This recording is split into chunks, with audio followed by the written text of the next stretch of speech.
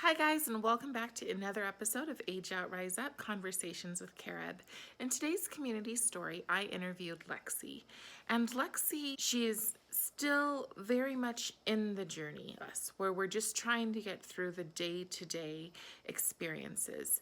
She's still working on herself, as we all are, as it is a constant journey, which is why I decided to call this video a lifelong journey, because she is working on those things that a lot of us have a hard time of letting go with.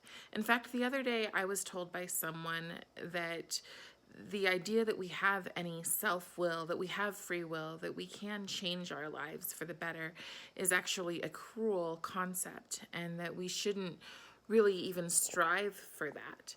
And I'm just glad that the people that I've been able to interview have had a different perspective. I believe that when we reach success, it is by our own volition. It is by our own putting one step in front of the other and doing the very best that we can. So I hope you'll enjoy this interview. One more kind of fun fact about Lexi is she is a cat lover. So I've put some kitten video overlay into some of the filming.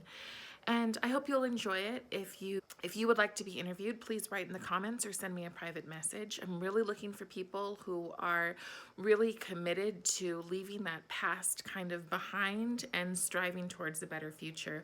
That I know, despite what the world tells us, despite what people tell us, society tells us, the media tells us, we are capable of rising above our sad and low past. So let's get into the story with Lexi Rose. All right, Miss Alexis, tell me your story. Well, where to begin? When did I enter? Mm-hmm. I was very young, so I can't place the exact age, but I know that it was between like preschool and elementary school. And even though I don't remember that very well, I remember the day itself like clearer than most. It was a cycle of leaving the house to go and beg for food. And on one of those trips, we got picked up. It wasn't just me. I had three sisters and a brother. Oh, wow. Yeah, that all got picked up as well. And I'm sure their stories would be very different. I mean, me and my sisters stuck together for all the way up until adoption, but our brother got separated. And I have met him as an adult, but those relationships where you meet them as an adult, they're kind of rocky. So you were It's not. adopted finally? I was, and that's honestly where most of my story lies, is after adoption. That's that seems to often be the case. Which is surprising because so many people have this idea that after adoption, foster children are like saved, they're okay, like everything is done, it stops. And I'm starting to learn that my story is actually really common. Yeah. Yeah. It's everybody thinks it's a fairy tale, right? Exactly, yeah. And it does play out that way for a while, Right. And then but all those issues come in that exactly the trauma starts to manifest, the mental illness starts to manifest, and an onslaught of issues. And a lot of people can't handle it. I'd say it takes a very special person. I would agree with that. We attempted to adopt through the foster system, and almost every one of our children were returned home to their biological families, to not the best situations. A couple Yeah. of them worked out okay, probably not as good, in terms of like the temporal things like your economic status and things like that. They're struggling in that. But in terms of love and parents trying to do their best, I think a couple of them went into that. And then we had one child that we honestly could not keep. And at that point, when I realized I'm not cut out to do this type of work, then it was like, okay, what can I do? How can I serve in a different way? Yes. I feel like a lot of us have that urge and that need to serve. And I came to that same realization myself way early on in life that children were never going to be for me. So I now rescue and save kittens and cats. I think that's amazing because we do have that desire to save, you know, even Mhm, definitely. our foster and adoptive families and go, you tried to save us and that didn't work. We have a desire to make something better for someone or something else, right? Yeah, Exactly. I see those kittens, those orphan kittens who are all scruffy and skinny, and I see myself, right. and I have that urge to save them. So But you they are also go ahead. such resilient creatures. Right. And so are we, right? Exactly. Mhm. Yeah. I'm just about to film a life skills video on anxiety. And I'm like, it's we I'm definitely anxious. yes, yes. I think that all of us deal with anxiety, and especially right now in the current, we really have no control of what's happening. Can we go to the grocery store? Do we need to wear a mask? Do we, all of these things we don't have control over so much. And I think that that really brings the anxiety for former Yes. fosters. How, Especially when you have next to no control over the media that you're seeing, you know? Hi, right. love this woman very much, by the way. Hi. That's awesome. I'm so, that's always the best when you find love because a lot of people don't think they're worthy of it. So, I didn't for a long time, for a very long time. I've done a lot of growth and a lot of hard work. So yeah. Well, let's dig into that. Let's dig into, so you were adopted with your sisters? yes, we started living with them when I was right before third grade. Okay. And our adoption didn't finalize until I was in fifth grade, which with the way the whole process worked, I mean, it seemed to have been the perfect story.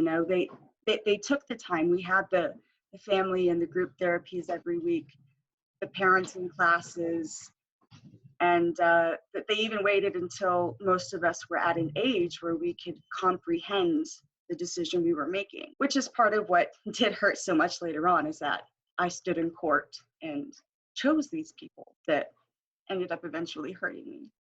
Um, do you still have a relationship with them or completely Absolutely not.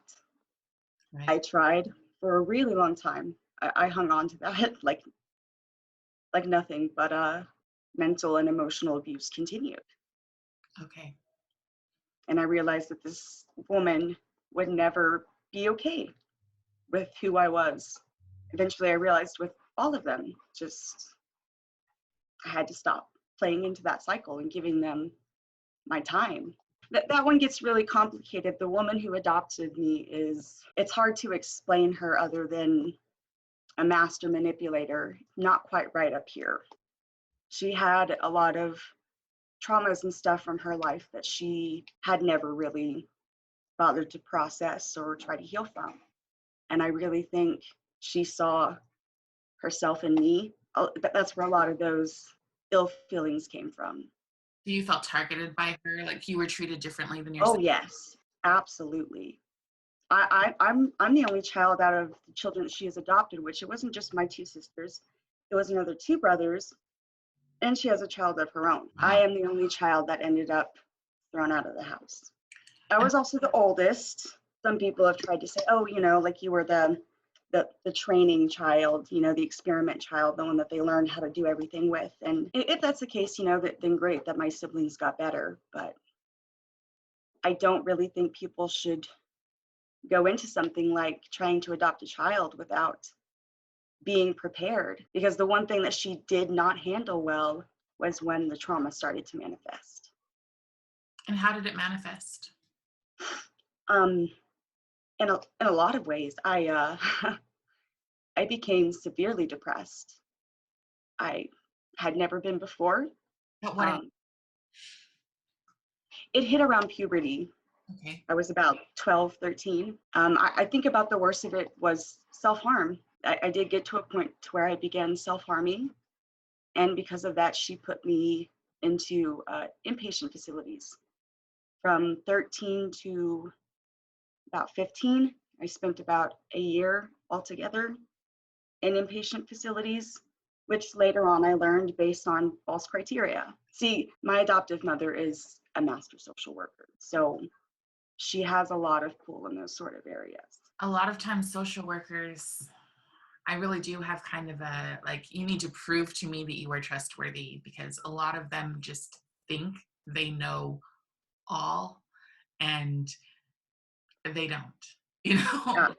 A lot of, I've had a lot just even know what was going on and not bother to do anything. I mean, it's fair to say a lot of the social workers and foster parents involved are definitely in it for their paycheck. right, I would agree. I would agree. So I also think a lot of foster parents do it for the adoration, for the, oh, you're such a good-hearted person. Maybe, No. yeah, yeah. Oh, yes, that was definitely one of her things too. She was on this holier than thou, I am a savior pedestal. Without her, where would I be? So what was it like in her house? Just like a daily schedule type of. She wasn't around very often, actually. We would all get up and go to school. And for a while there, we lived in one place and she worked in another place, which was like 2 hours away. So she was making that commute. And we really didn't see her a lot. She, 2 hour commute, 4 hour drive a day on top of 8 hour workday. She was exhausted. So, but eventually we moved closer out there and we saw more of her. And I would say that that's when things got really bad. Was she a single mom? No, she had a husband. And so he did most of the raising of you guys? Yes. And how was he? For the most part, he was a good father. He had a lot of unresolved issues himself, and some of those ended up impacting some of the female members of our family, if you understand what I'm saying. So eventually that relationship ended as well. How about when you went into the facility? How did that go? When you were in the facility, was that a good experience? Was it? I would say that when I was in the facilities was when I really started to see her evil. The way that therapy sessions were manipulated. She would come to therapy and it would turn out that she had torn my room apart and gone through diaries and personal effects and took dreams or drawings or poems as evidence of how fucked up I was. And that would be brought out in therapy sessions like evidence at court. When I was alone with my therapist, from the very first one, she told me that, honey, you're not the problem. This woman is a terrible woman, and she is emotionally and verbally abusing you on a daily basis. And the very first one, so we're talking at 12 years old, 12, 13 years old. And did they advocate for you? Absolutely. Well, they did the best that they could, but she had a lot of pull in a lot of areas. So I think some people were afraid to really speak out. But they tried, that they did let me know that the way that this trauma is manifesting and the behavioral issues that I'm having, they are completely normal to what I have experienced. And, you just have work to do. But the problem was that the work was never done. I would come home and I would relapse or become depressed. And she would say that all of my progress and good behavior was a lie, a manipulation, because I wasn't cured. And it got to a point to where I, in her mind, didn't want her as a mother because of my mental illness and my trauma from what I'd experienced. Even though, it was the opposite. I desperately wanted her. But to her, because I was damaged and I couldn't love her properly, that meant I didn't want her. So in turn, she didn't want me. I'm so sorry. Can we rewind back to your mom? Like, was she abusive as well, or solely neglectful? Do you understand the difference? Biological mother or adoptive? Biological. She was just extremely neglectful. Just kind of caught up in her own world, and you guys were taking care Yeah. of. So there was this gap between preschool and when you were placed in your adoptive home. How many foster homes were you in? That's a number that I couldn't place. The short stays really start to blend together, but out of the homes that I was in, there's only one that matters as far as the foster homes. And And that place was a horror house. this is different than the home that adopted you. Yes, this was the home I was in right before, Okay. And how long were you there? last foster home I was in. But I was in this foster home for, from what I can remember, the majority of my stay in care, because the social worker, I wouldn't say she was exactly in on it, but she would give the foster mother like so long before she would come, like she would give her a heads up. And she had this routine where we'd clean up the house and she'd fix us up and we'd get threatened. That one went on for years. Oh my gosh. That's really the only one I remember. The other stays were so short. Did anything happen to that woman eventually? I hope so, but I don't think so. Yeah. They need to do a better job of licensing people and the criteria for them, because the criteria is like, it's really not much. And Especially, I've seen a lot with when COVID started going, we're relaxing this and we're relaxing that because these kids need homes. And I don't believe it's the best situation. no, absolutely, it's not. I experienced more horrors in care and in an adoptive home than I ever did with my biological mother. And I do still have a rocky relationship with her because it's really hard, to really build a relationship with someone that you still really haven't quite processed things with. The whole point of me wanting to meet her at one point was not just for her. I wanted to see my biological brother again that I hadn't seen since we had been split up as children. But I wanted to see her as sort of a beacon of hope that maybe if I met her and I saw that she was better, I could be too. Because she was also adopted. Okay. And she went through a lot of that too. And unfortunately, she continued the cycle. And still does, or has she found? She's not abusive anymore, but she still really struggles. She's never been stable, which of course that's pretty common for all of us. I'm in the same place, but I'm also 25 versus her like almost 50. It really didn't give me hope. It actually kind of scared me, especially when you start looking into the statistics about former foster youth. They're really sad. And is that why you feel that children are not in your path? You're afraid? Are you afraid? Definitely, I'm terrified. I wouldn't even say want to have a partner that has a child that's like around all the time. Like my partner, he has a son, but he's not here all the time, so I can deal with that. And I have a relationship with him, and he's a great boy.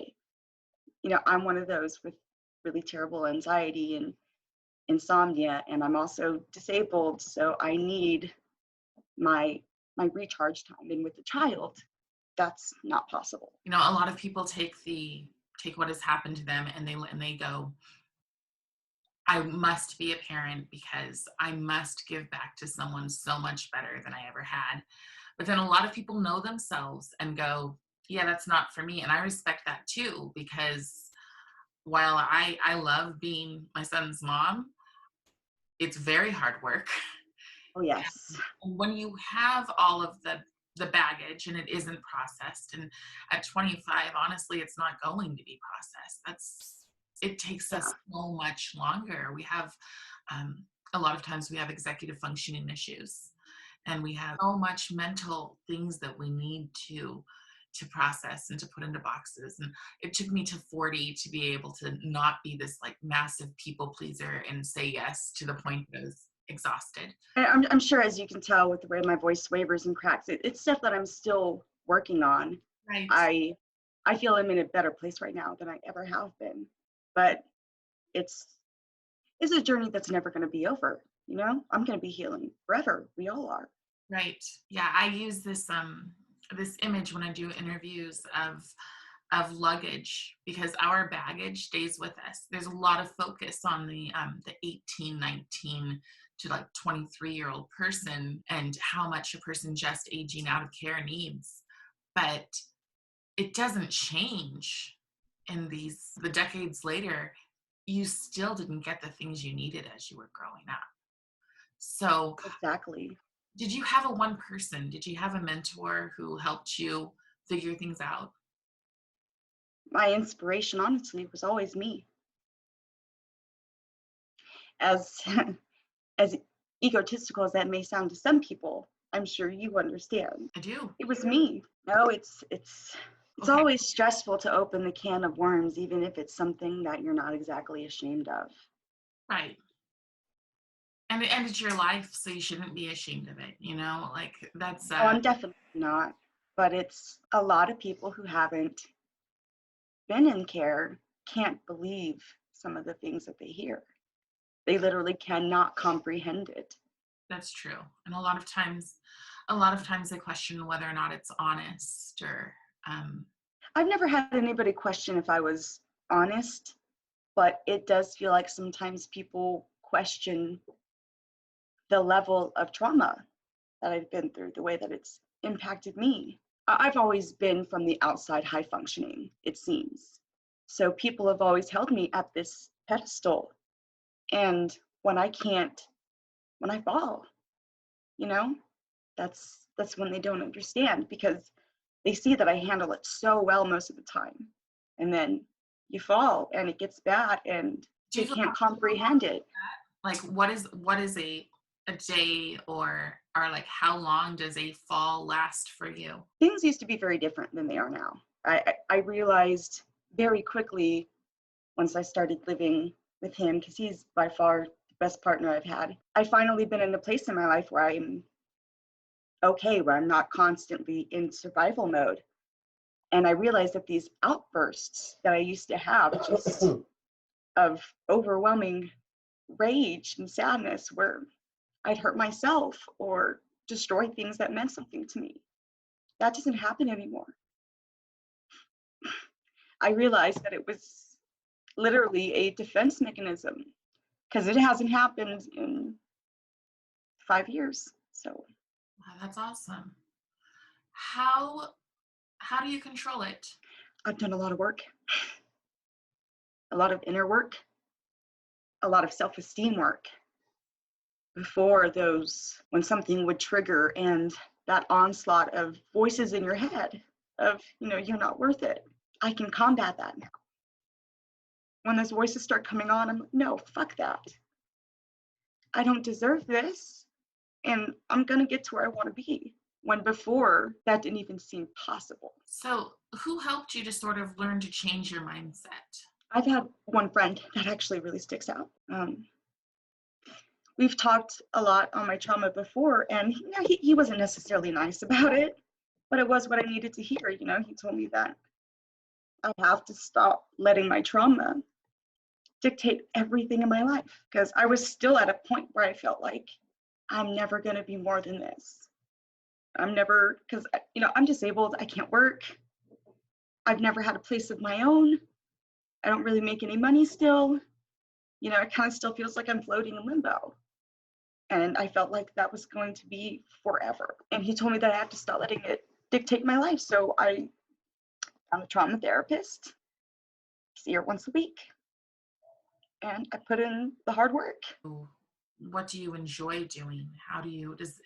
Does having something to do help with the depression and the anxiety? And Serving and helping has always been my thing. No matter what it was, when I was a kid up to an adult, no matter what profession I wanted to be in, it always had to do with serving. So I did go into the medical field, and I tried to do nursing, but I felt like the higher field wasn't really for me, and I didn't really know any nurses that actually enjoyed their jobs. So I went into business management, figured, well, at least I'll have that for when I do find my passions. so when you said that you didn't finish education, you don't mean high school. You mean you didn't complete? Oh, no, I got my GED at 16. Oh, that's awesome. And the 99th percentile. I'm very smart. Right. Very intelligent. Well, there are a lot of us like that. We just don't have the same opportunities as some people to grow and nurture it and move forward with it.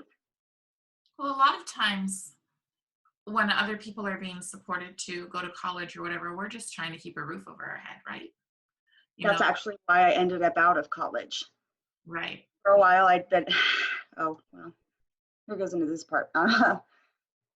When I started college, I was actually married. And this goes into the whole adoptive story.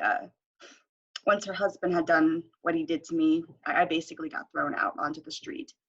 And I was living with my fiance at the time in a car, living in the parking lot of where I had applied to go to college without her knowledge and had been accepted. So I started going to school while living in a car and eating nothing but dry ramen for months on end. And so eventually, we got to a point where we both had jobs, needed to move into a place, but nobody would rent out to a 17-year-old. And I was 6 months away from my birthday, being 18. Emancipation, that wouldn't have cleared before I was 18. Quickest way was to just get married. You were married for how long? Let's see. Legally, we weren't even married for a year. I already knew he was a terrible man, but it's just one of those things that you had to do for survival. Yeah. And so eventually with all of the abusive partners, I get to a point to where I just say fuck it. So you've just gone from abusive relationship to abusive relationship. Pretty much, yeah. As from 16 until like 21, yeah. But they were these sort of men who portrayed themselves as wonderful people until I would move in with them.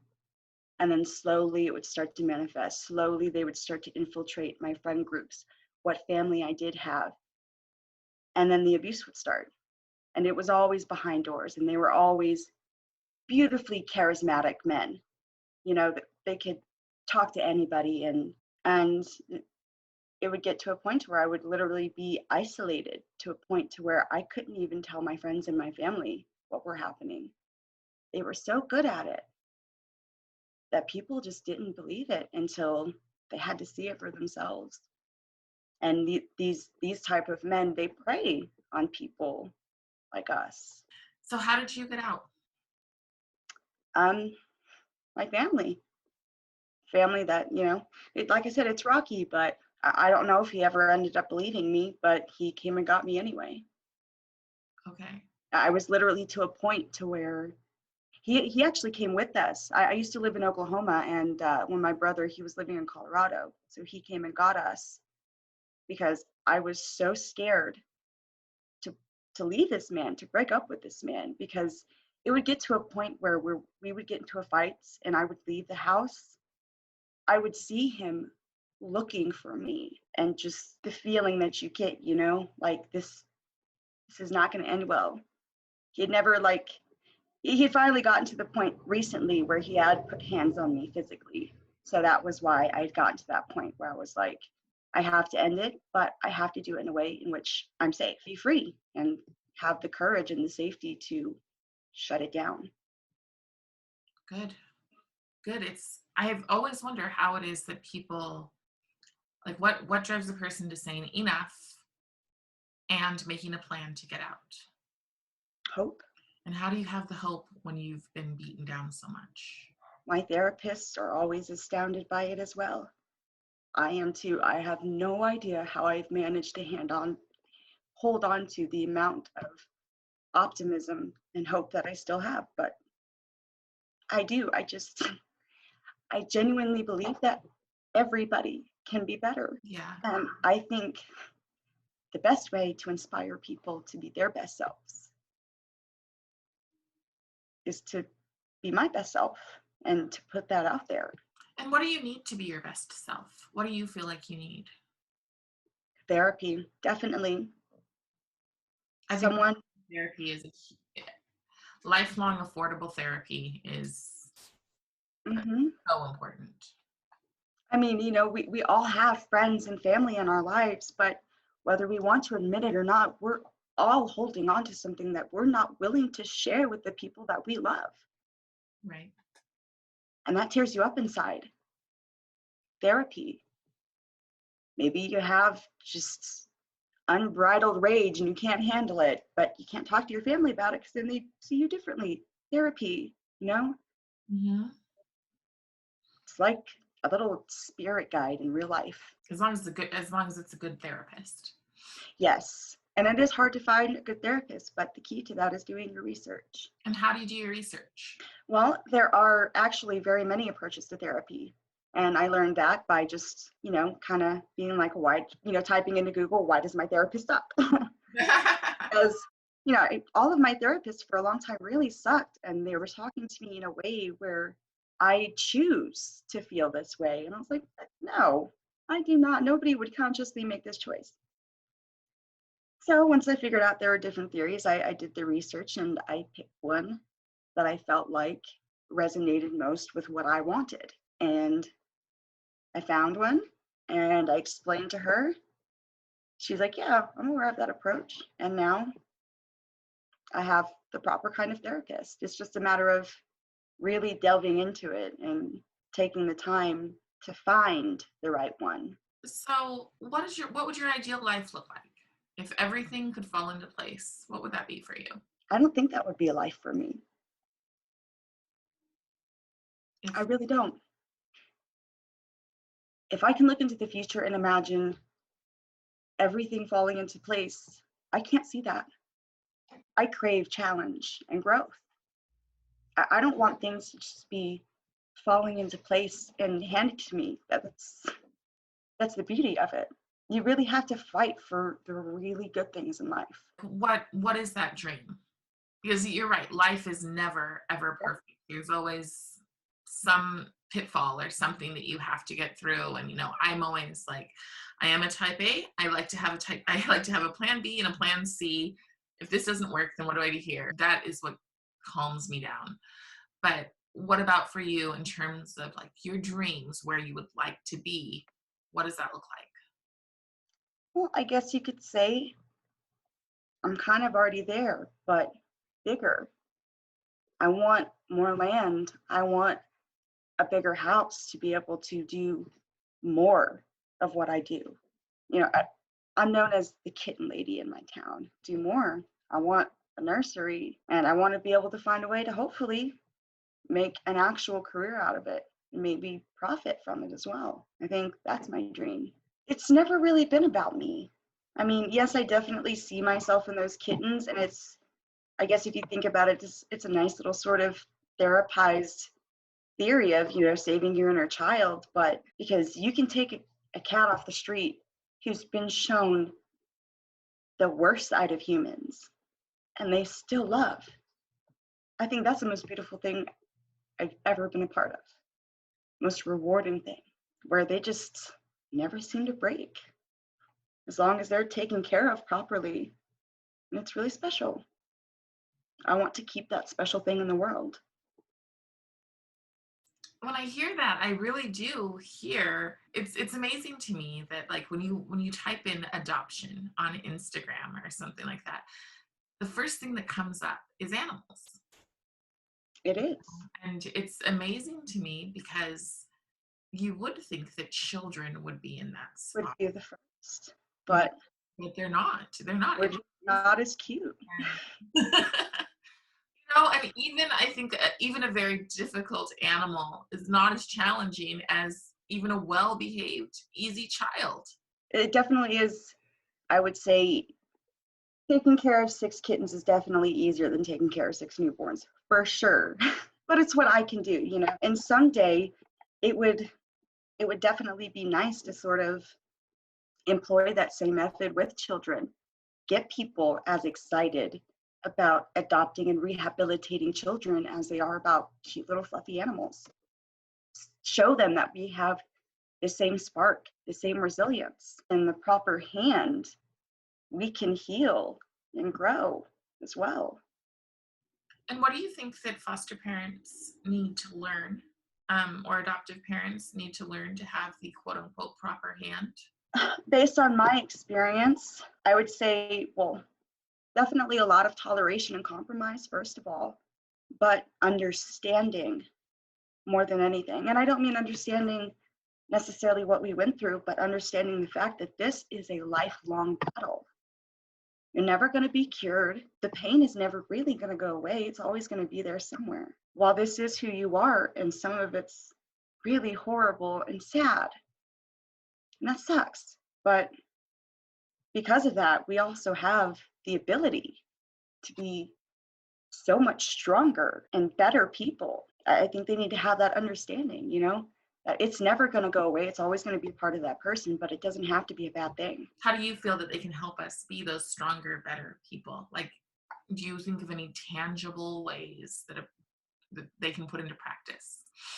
Well, definitely. First of all, I mean, foster parents need to be way more vetted than they are. I mean, I've even heard some instances where foster parents haven't even been background checked, and then kids go into the custody of somebody who is knowingly a sex offender. So, I mean, first of all, proper vetting, and not just of the background mentally, because if the parent, obviously, as we have seen, has issues that they haven't processed themselves, you can't help a child process that if you haven't processed it yourself. Much better vetting. This is the whole reason why I wanted to do this in the first place, was because the Save Our Children hashtag started blowing up, and people started coming forward with these stories involving possibly that Ghislaine Maxwell lady and her quote unquote parties. And, we were finally given a platform all of a sudden. People were interested, but that didn't last very long at all. And not very many people acknowledged the people that this happens to. It was a bunch of people of well-adjusted, happy children, in fairly normal homes saying, oh, stay away from my children. The truth of the matter is, as long as your child is loved and happy and in a stable home, the likelihood of that happening to your child isn't very high.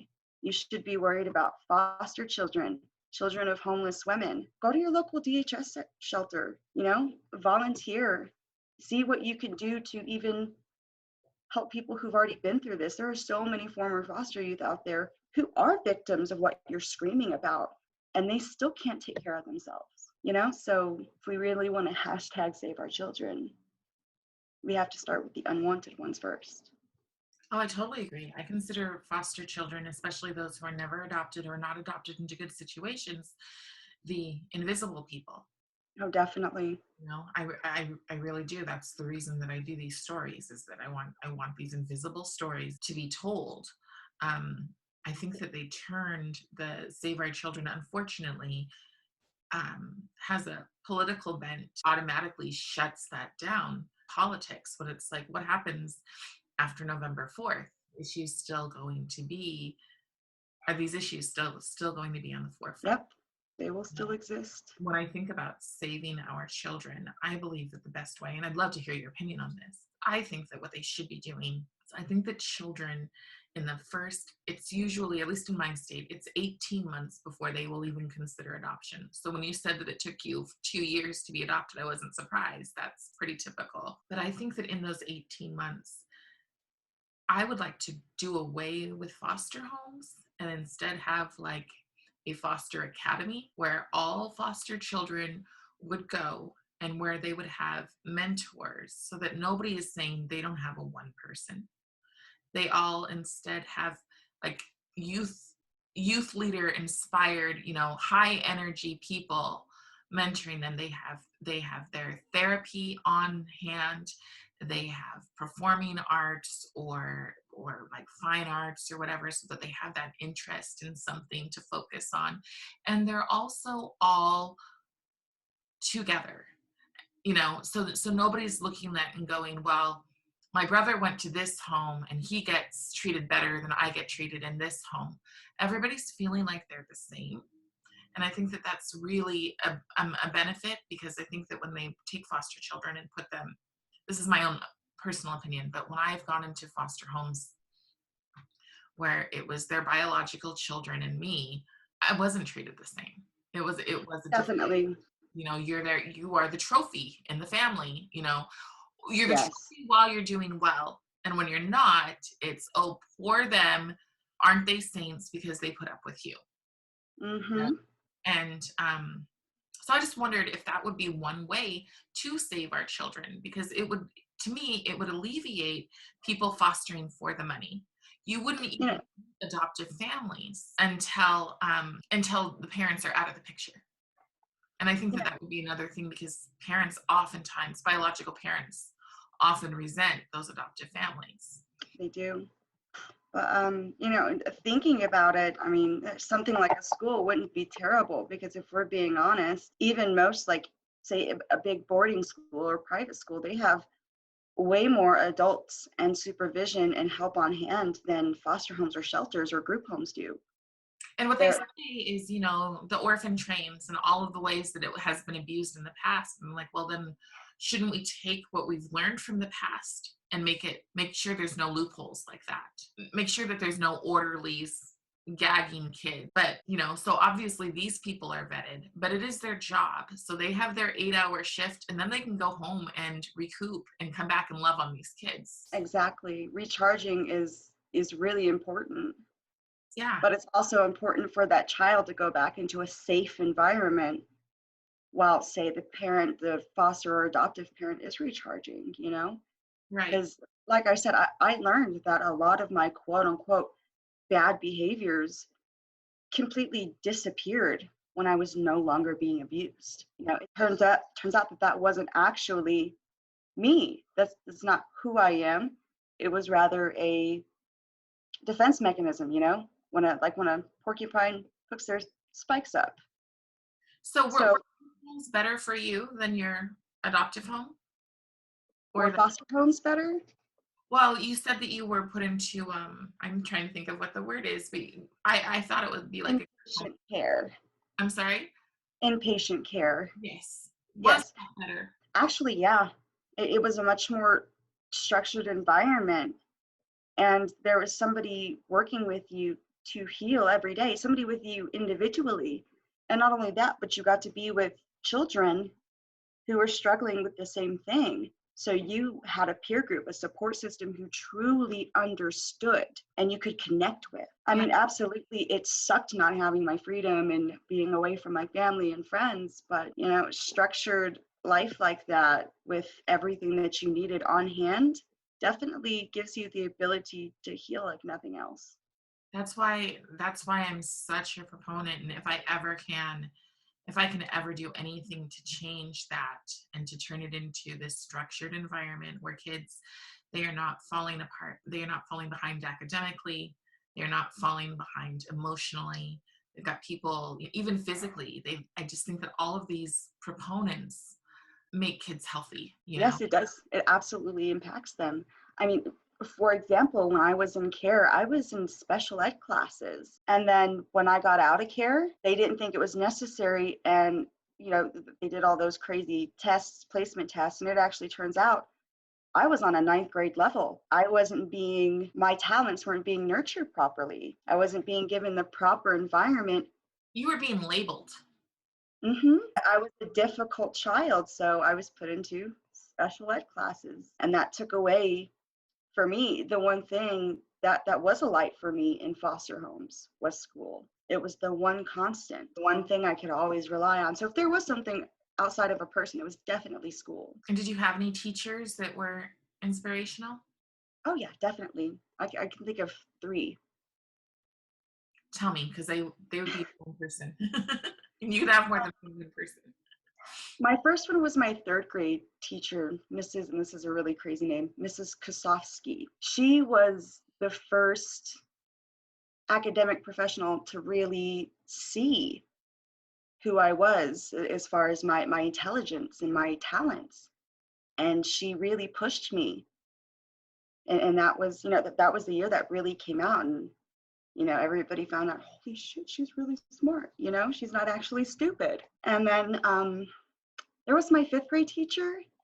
She was the teacher that I had when I was going through the end of my adoption. And because of that, because I had to be out of school from time to time, she was aware of what was happening. And she was really invested in it. She took an interest and, would talk about it. And that was really nice. And then my 7th grade teacher, Mrs. Barnes, unfortunately, she's now not with us anymore. But it was the way she behaved as a teacher. It wasn't just me she took an interest in. She took an individual interest in every child. And I have no idea how she had the time to do that, because I went to a magnet school. in middle school. You know, we were all very, Word. very intelligent, competitive children. And she somehow found the time and the right and proper way to nurture each individual. And it was amazing. Sometimes people just need that person like that. I think that's where the hope that people find. How in the world can you be a hopeful, resilient person? Just by these little glimpses of somebody coming into your life for little breaks of time throughout your life, right? Oh yeah, I think the best example of that is it's going to make a reference to a children's show. I don't know if you've ever heard of Avatar: The Last Airbender, but you know, there's a character in there, Zuko, who's just this angsty, ill-behaved, angry teenager, and his uncle, even though he continues to do these bad things and push him away, that his uncle continues to not guide him in the right direction, but he stays beside him. He reminds him that he loves him and just gently pushes him in the right direction while letting him make his own choices. And everybody who's watched this show knows that that interaction right there with his uncle is what gave this kid his whole redemption arc. He made a whole 360, became this amazing person, all because there was one person who still believed in him no matter what he did, no matter how hard he pushed him away. And yeah, I think that is the one thing that can make a difference for us children. I think that can be applied to the entire world. I think that so much of the problems today could be alleviated if people just felt like they were seen. Everyone wants to matter. Every cause wants to matter, you know. Mm-hmm. And if we just saw each other one on one and just said, "I hope you know that you're meaningful," Mm-hmm. we could be in a much better place. I think that our foster Yep. children are in a much better place. If the second they came into a home, it was, "You matter. You mean something just because you're you." You Mm-hmm. know? Not because you're a good kid, or not because you're a smart kid or a pretty kid, but because you're just you. Yeah. Yeah, definitely. Yeah. Everybody can benefit from that. Well, thank you so much for letting me interview you. And I And would, thank you for listening. yeah, and I hope you feel calmer. Like it wasn't that scary. Yeah, yeah. It wasn't as scary as I thought it was going to be. Yeah, I try to make them as much just like a conversation over coffee as possible. It was nice. Oh, good. I'm so glad. Have a great day, and I will let you know when it comes. All right. Thank you so much. Bye. Thank you.